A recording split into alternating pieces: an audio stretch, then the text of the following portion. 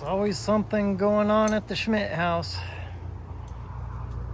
We even got new family member. That's Coconut.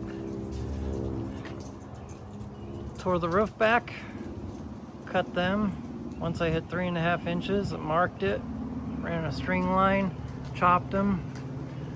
Now it's time to do the overhang. Cut through the fiberglass. Oh, we got some biplanes flying over. Well, not a biplane. We have a small airport just over there. Usually have biplanes flying overhead. It's cool to watch them fly together. Anyway, so now I'm tearing this off so that I can mark that and repeat that process. Let's get this done. I got cars to build.